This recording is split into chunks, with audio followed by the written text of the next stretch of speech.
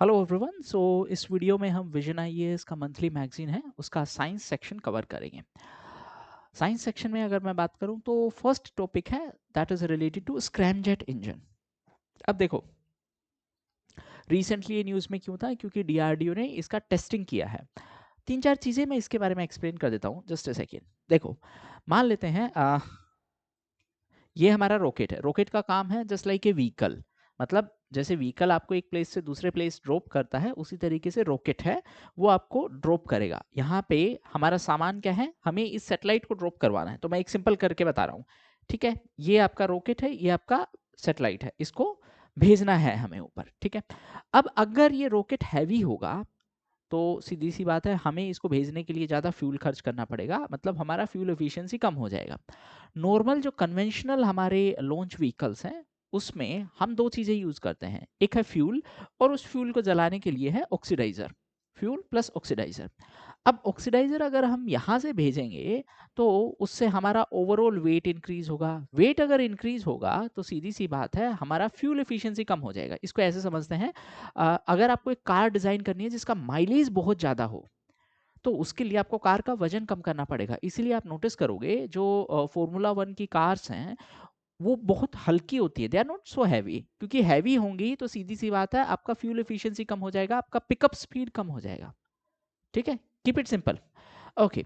अब अगर हमें अपना वजन कम करना है इस लॉन्चर का, इस लॉन्च व्हीकल का, तो हमें क्या करना पड़ेगा, हम फ्यूल यहाँ से भेजेंगे और ऑक्सीडाइजर है हम इसके साथ नहीं भेजेंगे।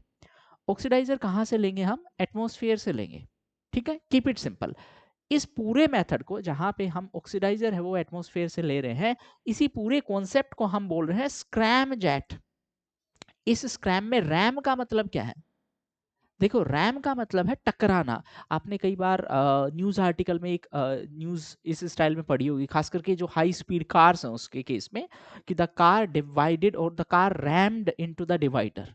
The car rumped into the divider मतलब स्पीड से वो डिवाइडर के साथ टकरा गई। उसी तरीके से जब हवा हमारे इसके अंदर डायरेक्टली टकराएगी तो हम क्या करेंगे, उस एयर को कंप्रेस करके हम उस एयर को यूज करेंगे एज ए ऑक्सीडाइजर, मतलब उसमें से ऑक्सीजन यूज करेंगे। फ्यूल हमारा हम यहाँ से लेके जाएंगे और इस तरीके से हम अपना जो पूरा सिस्टम है वो ऑपरेट करेंगे। इस पूरे मेथड को हमने क्या नाम दिया है, स्क्रैमजेट। पहले तो तीन चार चीजें किसने टेस्ट किया है, डीआरडीओ। डीआरडीओ का एक्चुअली एक लैब है, DRDL defence research and development laboratory. ये करने वाला मतलब हमने ये इंडिजीनियसली तैयार किया है और ये करने वाला इंडिया फोर्थ ऐसा कंट्री बन गया है, ठीक है। तीन चार चीजें इसमें है। अब सबसे पहले एक बार समझते हैं क्या है स्क्रैमजेट का मतलब क्या है। स्क्रैमजेट का मतलब है सुपरसोनिक कंबशन रैमजेट। तीन चीजें हैं, सुपरसोनिक कंबशन रैमजेट।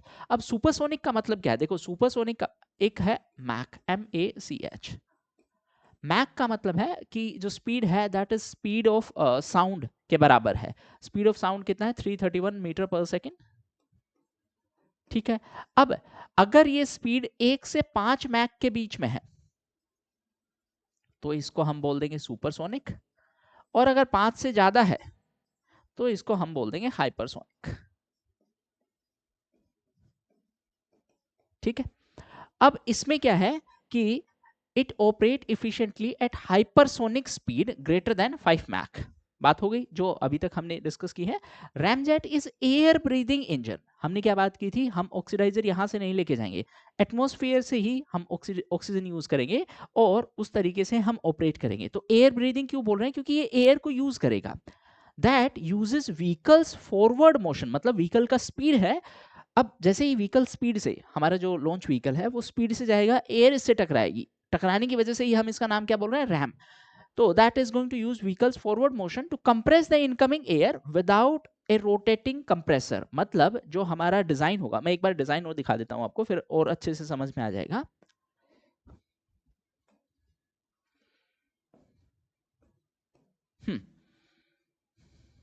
सो ये इसका डिजाइन होने वाला है। देखो इसमें इधर से हवा आएगी, ये डिजाइन की वजह से हवा है वो कंप्रेस होगी, यहाँ पे हम फ्यूल को इंजेक्ट करेंगे, मतलब ऑक्सीडाइजर ऑक्सीडाइजर प्लस फ्यूल, ये दोनों मिक्स हो गए, उसके बाद से फ्लेम जनरेट होगा और थ्रस्ट जनरेट होगा और इसी की वजह से ये आगे पुश होगा, ठीक है। अब इसमें कोई रोटेटिंग कंपोनेंट नहीं है, मतलब हमने कोई अलग से कंप्रेशर नहीं डाला है, इसके अंदर कोई अलग से डिवाइस नहीं है। इसकी डिजाइन की वजह से ही एयर कंप्रेस होगी। क्यों कंप्रेस होगी? क्योंकि हाई स्पीड से आ रही है। इसको ऐसे समझते हैं थोड़ा सिंप्लीफाइड सेंस में, एक बड़ा सा पाइप है ना? उस बड़े से पाइप का आगे से अगर रास्ता उसको नहीं मिलेगा तो बिल्कुल छोटे पाइप में स्पीड से पानी जाएगा। उसी तरीके से ये काम है। मतलब आगे से हवा आ रही है एकदम, देखो यहाँ पे अगर मैं इसका स्पेस देखूं तो यहाँ पे ज्यादा है, मतलब स्पीड से एयर आई, अब एकदम से जैसे ही उसके पास में स्पेस नहीं मिलेगा तो उसके पास बहुत लिमिटेड एरिया है जिसमें से उसको पास होना है। एयर कंप्रेस होगी, उसमें हम फ्यूल यूज करेंगे, उससे थ्रस्ट बनेगा, and that is how this is going to operate. इससे 3-4 क्वेश्चन आपसे पूछे जा सकते हैं। Is it air breathing engine? हाँ, क्योंकि एयर हम कहाँ से ले रहे हैं? एटमोस्फेयर वाला एयर ले रहे हैं, ठीक है। दूसरा, क्या है इसमें कोई रोटेटिंग पार्ट है? नहीं है। तो फिर ये एयर को कंप्रेस कैसे कर रहा है? Because of its design itself. ठीक है, अब वापस आते हैं इसमें से, अब आपको समझने में कोई दिक्कत नहीं आएगी। ठीक है, देखो कन्वेंशनल जो रॉकेट इंजन होते हैं they are non air breathing engine. Non air breathing क्यों बोल रहे हैं? क्योंकि ये एयर से ऑक्सीजन नहीं ले सकते हैं, इसीलिए हम ऑक्सीजन नीचे से भेजेंगे। तो इसके पास दो चीजें होंगी, एक तो फ्यूल होगा, फ्यूल कौन सा होता है? यूजुअली हाइड्रोजन होता है, और दूसरा इसके पास ऑक्सीडाइजर होगा जिसको हम बोलते हैं लिक्विड ऑक्सीजन। ठीक, जो हमारे स्क्रैमजेट इंजन है they are air breathing. Air कहाँ से लेंगे? एटमॉस्फेयर से। यानी कि ये ऑक्सीडाइजर है, वो लेके साथ जाने की जरूरत नहीं है, हम एयर से इसको यूज कर सकते हैं। They only carry the fuel, और इसीलिए उनका वजन क्या हो जाएगा? रिलेटिवली कम हो जाएगा, इफिशियंसी क्या हो जाएगी? रिलेटिवली ज्यादा हो जाएगी। ठीक है, ये इस पूरे टॉपिक का क्रक्स है।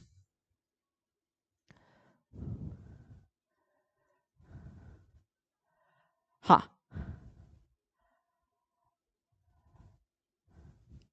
हाँ, इसका एफिशिएंसी क्या होगा? इसका एफिशिएंसी जो कन्वेंशनल रॉकेट है उससे ज़्यादा होगा।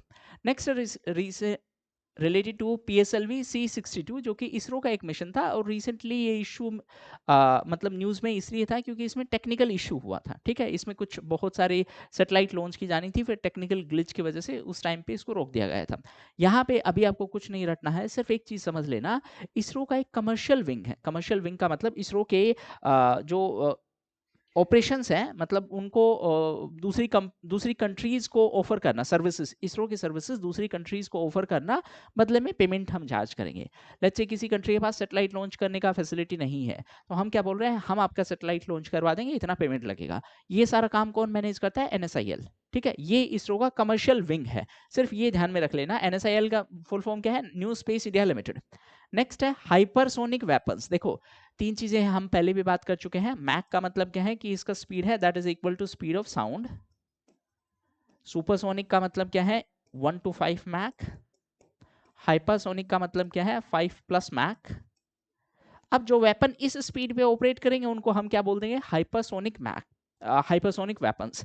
इसमें भी अलग अलग टाइप के वेपन्स हो सकते हैं। देखो, हाइपरसोनिक है that is 5 Mach plus, supersonic है 1 to 5 हो जाएगा। हाँ, अब इसमें दो अलग अलग टाइप के वेपन्स होते हैं, एक है हाइपरसोनिक ग्लाइड व्हीकल, एक है हाइपरसोनिक क्रूज व्हीकल।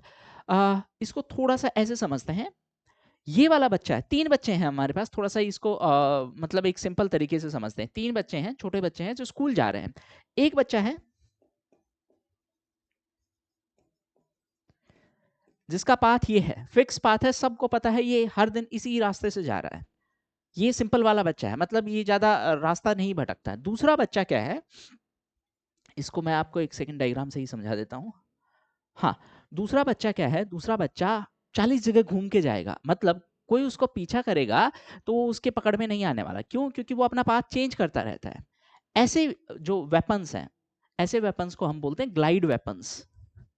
ग्लाइड का मतलब क्या है यहाँ पे? They can manoeuvre. मैन्यूवर का मतलब क्या है? कि जैसे ही एनिमी, जिस एनिमी के लिए हम लॉन्च कर रहे हैं, जैसे ही एनिमी के राडार को पता चलेगा तो ये अपना पाथ है वो चेंज कर सकती है, पाथ चेंज कर सकते हैं। इसका मतलब क्या है? इस पर्टिकुलर वेपन को डिटेक्ट कर पाना बड़ा मुश्किल है, मतलब उसको ट्रैक करके उसको डिस्ट्रॉय कर पाना बड़ा मुश्किल है। क्यों? क्योंकि it can change its path. जैसे फॉर एग्जांपल ये हाइपरसोनिक ग्लाइड व्हीकल है, उसका एक एग्जांपल है। यहाँ से लॉन्च हुई, फिर इन्होंने अपना पाथ है वो चेंज कर दिया। जैसे ही पता चलेगा they can move there path and they can directly hit the target.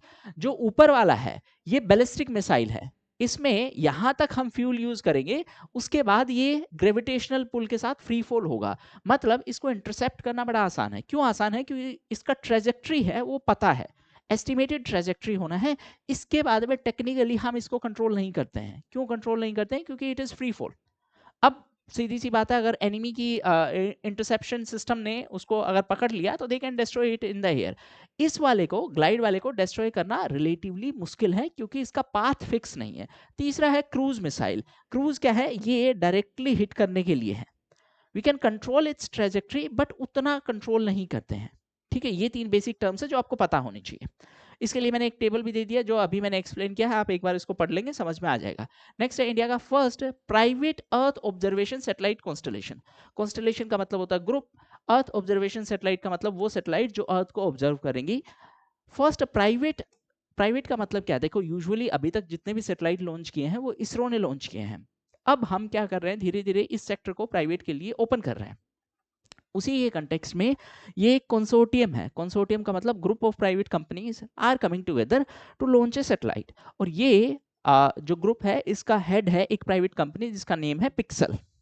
ठीक है, इन सब के लिए मतलब ये इतना सिग्निफिकेंट क्यों है, क्योंकि इससे शो हो रहा है कि हम अपने प्राइवेट सेक्टर के लिए बहुत सारी अपॉर्चुनिटीज क्रिएट कर रहे हैं कि now they can take their initiative in space sector. तो फिर उससे फायदा क्या होगा, इससे फायदा ये होगा जो बेसिक वाली फैसिलिटीज है ना वो प्राइवेट सेक्टर प्रोवाइड करवाएगा और इसरो अपना R&D पे फोकस कर पाएगी।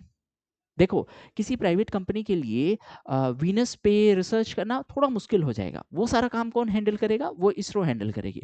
बट एक कोई बेसिक सी सैटेलाइट लॉन्च करनी है वो तो कोई प्राइवेट कंपनी भी कर सकती है, उसके लिए हम इसरो को क्यों इंगेज करें, ये पूरा कॉन्सेप्ट है इसमें। अब प्राइवेट सेक्टर के साथ इंगेजमेंट के लिए एक स्पेसिफिक बॉडी है जिसका नाम है इन स्पेस।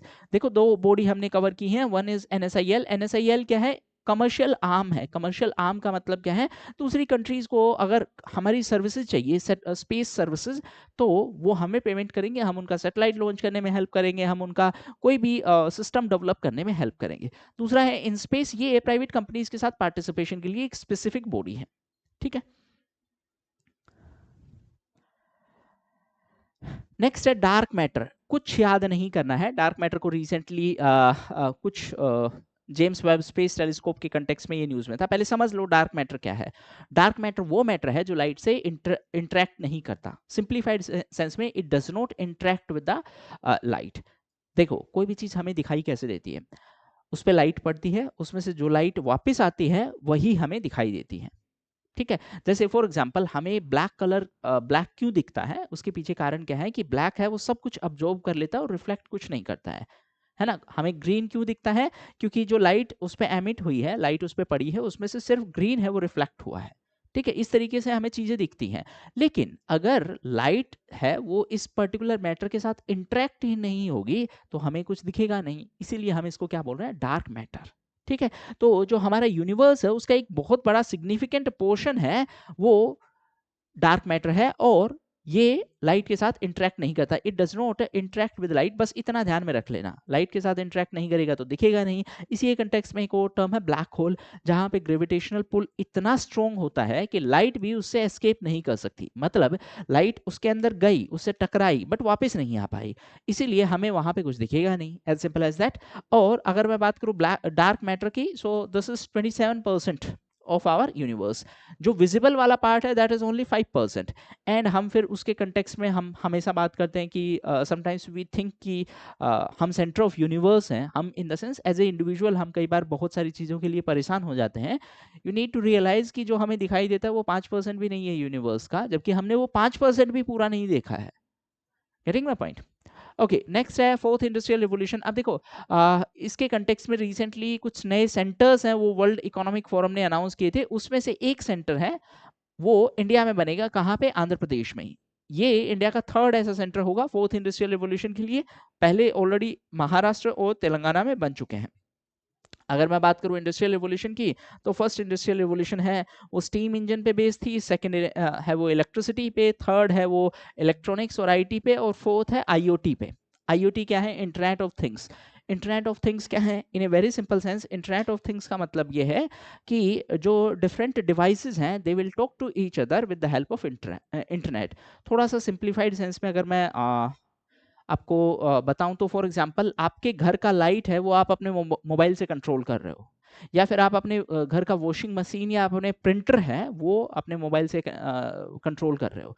ये एक थोड़ा सिंप्लीफाइड एग्जांपल है कि डिवाइसेस हैं वो आपस में बात कर रहे हैं। इसी तरीके से हम व्हीकल्स के भी बात करने की बात कर रहे हैं। मतलब आपकी गाड़ी, जैसे एक थोड़ा सिंप्लीफाइड सेंस में, ये आपका कार है, ये सामने से एक कार आ रही है, ये दोनों कार अगर आपस में डेटा एक्सचेंज कर पाएँ तो इसको हम बोलते हैं V2V टेक्नोलॉजी, जो हम आगे कवर भी करेंगे। V2V का मतलब क्या? Vehicle to vehicle. जैसे फॉर एग्जांपल आगे मतलब रास्ता साफ नहीं है, तो ये व्हीकल है, ये इस व्हीकल को इन्फॉर्मेशन दे पाए कि आगे स्पीड कंट्रोल करने की ज़रूरत है। इससे होगा क्या कि देखो, कई बार एज़ ए ड्राइवर आपको पता नहीं होता है ना? तो ड्राइवर आपस में इन्फॉर्मेशन एक्सचेंज नहीं करेंगे, भई रोक के आपको बताना पड़ेगा। जैसे फॉर एग्ज़ाम्पल कई बार आपने एक नोटिस किया होगा, मैं थोड़ा सिंपल करके बताता हूँ। लेट्स से आगे पुलिस वाले खड़े हैं, कई बार आपने नोटिस किया होगा, सामने से जो ड्राइवर आ रहा है वो आपको सिग्नल दे देता है कि आगे पुलिस है ना? तो अगर आपके पास ड्राइविंग लाइसेंस नहीं है, आपने सीट बेल्ट नहीं पहना है, तो बी अलर्ट, कई बार आपको इशारा कर देते हैं। उसी तरीके से इन ए वेरी सिंपल सेंस ये व्हीकल हैं, ये आपस में कम्युनिकेट करेंगे, जिसको हम V2V बोलते हैं।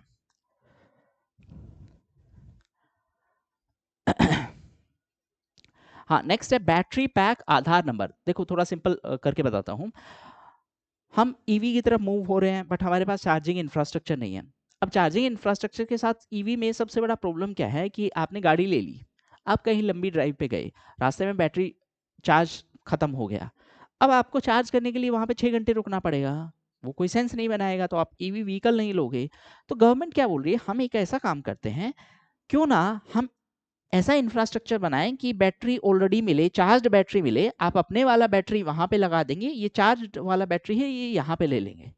ठीक है, अच्छा कॉन्सेप्ट है। अगर लॉजिकली आप सोचोगे तो इन ए वेरी सिंपल सेंस, आपका मोबाइल फ़ोन है, जैसे ही आपका मोबाइल फ़ोन डिस्चार्ज होगा, मैं सिंप्लीफाई करके बता रहा हूँ, ये ट्राई मत करना। जैसे ही आपका मोबाइल फ़ोन डिस्चार्ज होगा, आप अपने फ़ोन का बैटरी निकालेंगे, उस चार्जिंग वाले स्पॉट पे अपने वाले फ़ोन का बैटरी लगा देंगे, जो वहाँ पे बैटरी है उसको अपने फ़ोन में लगा लेंगे। सिंपल। बट इससे क्योंकि हम बहुत इनोवेटिव लोग हैं इस सब मामलों में, तो होगा क्या कि बैटरी कोई किसी की भी बैटरी इधर से उधर कर देगा, इसीलिए हम बैटरी को ट्रैक करना चाह रहे हैं, किसकी बैटरी कहाँ पे है ना? तो उसके लिए बैटरी का सीरियल नंबर होना ज़रूरी है, उसी को नाम दिया है हमने क्या, बैटरी पैक आधार नंबर, मतलब काइंड ऑफ यूनिक नंबर है that will be given to each and every battery. ये पूरा कॉन्सेप्ट है।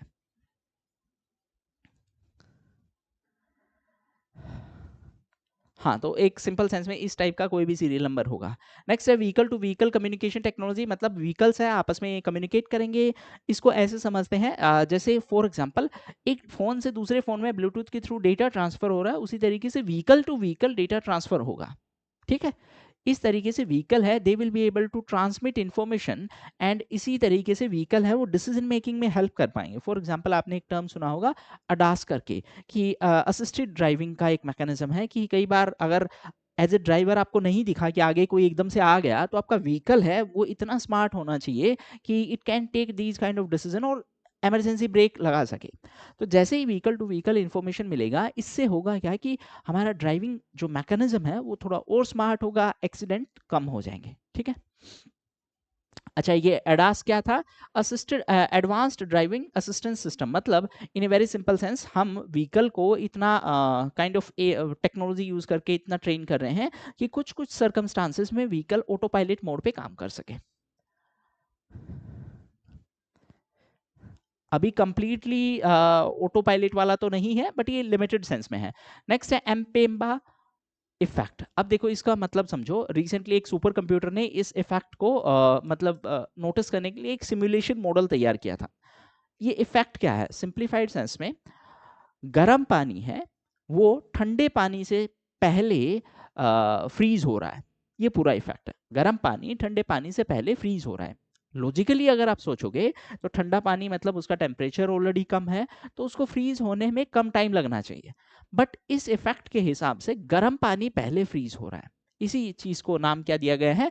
एम्पेम्बा इफेक्ट। अब उसके पीछे एक लॉजिकल एक्सप्लेनेशन है, आपसे एक्सप्लेनेशन नहीं पूछेगा, एक रीजन ये बताया जा रहा है कि गर्म पानी है उसमें इवोपरेशन ज्यादा होगा, तो वॉल्यूम है वो कम हो जाएगा। ठीक है। बट बहुत सारे और भी इसमें फैक्टर हैं जो आपको ध्यान नहीं रखने हैं, आपको सिर्फ ये ध्यान में रखना है कि इसमें हॉट वाटर है that freeze faster than the cold water. Next है Nipah virus. So Nipah virus में सिर्फ दो टर्म ध्यान में रख लेना, एक तो ये जूनोटिक है, यानी कि एनिमल से ह्यूमन की तरफ आ सकता है। कहाँ इसका नेचुरल रिजर्वोयर कौन है? फ्रूट बैट है। क्यों न्यूज में था? क्योंकि वेस्ट बंगाल में कुछ केसेस मिले हैं। और नेक्स्ट है स्टेप्लोकोकी। स्टेप्लोकोकी न्यूज़ में क्यों था? क्योंकि ये एंटीबायोटिक रेजिस्टेंट हो चुका है और now it is tolerant to penicillin. ठीक है, अब ये एक ग्राम पॉजिटिव बैक्टीरिया है। ग्राम पॉजिटिव कौन से होते हैं? जिसका जो सेल वॉल है, जो आउटर मेम्ब्रेन है, that is thick. Gram negative कौन से हैं? जिनका आउटर मेम्ब्रेन है दैट इज थिन। थिन, जिसका थिन होगा वो ग्राम नेगेटिव है, जिसका थिक होगा दैट इज ग्राम पॉजिटिव। आज के साइंस सेक्शन में इतना ही। Thank you.